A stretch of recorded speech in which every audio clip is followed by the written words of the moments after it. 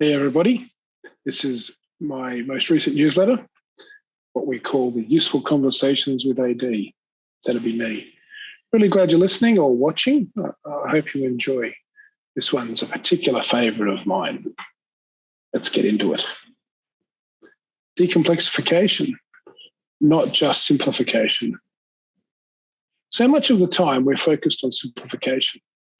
We often want to find solutions to problems by simplifying or stripping things down to their bare bones, wiping the slates clean.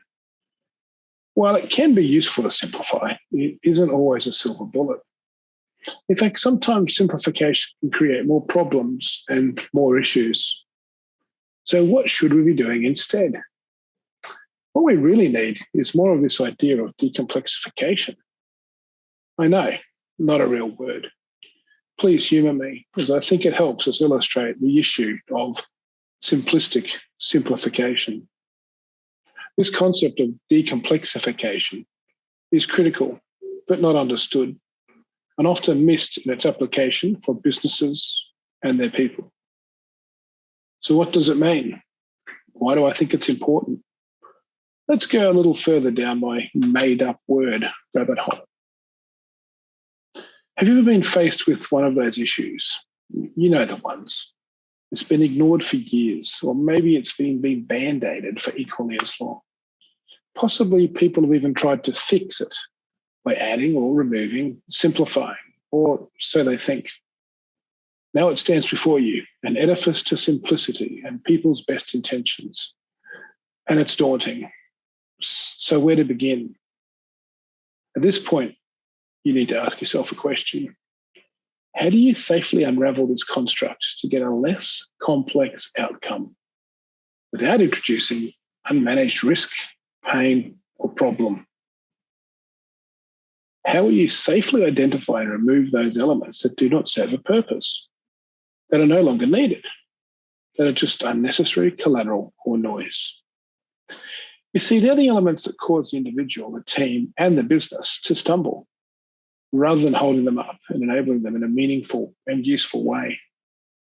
Complexity that doesn't allow us to be safe, skilled, and effective in our businesses and in our teams.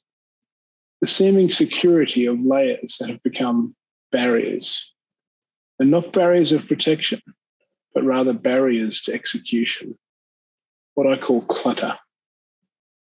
To succeed in simplification, we need to take a pathway of decomplexification to declutter safely and sustainably. While simplification is about basic removal, I think decomplexification is much more powerful and measured. It's a way of replacement re-engineering. In a nutshell, decomplexification is about understanding the gap left and mindfully considering if the system needs something else to be placed there to maintain its integrity. And if nothing is required, then being conscious of the removal and the new space available. It's less about simplifying and more about removing complexity safely and permanently.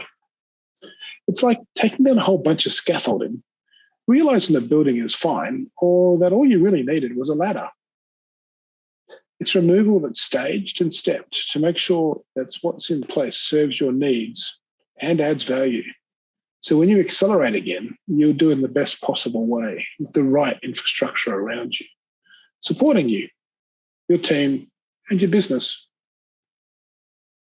When we look at what we've been through over the past 2 years worldwide with COVID, decomplexification reveals itself as something that will be critical as we move onwards. As people, we've had to organise ourselves in specific ways, learn new behaviours, rules, ways of living, socialising, etc. We've added in so many layers of complexity in how we do life. Think about it.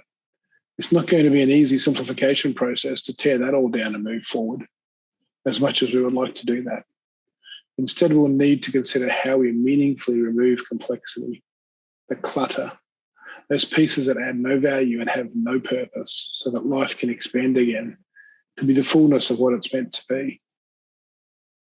Similarly in business, COVID or not, I see so many businesses that are choked with complexity, clutter. Somehow over months, years and decades, people have just added layer upon layer of stuff, complexity, documentation, requirements, training, processes, roles, procedures. It seems endless, and it most certainly adds burden and frustration and leads to increased costs and disengagement. Much like that edifice we talked about to simplicity, which we discussed earlier.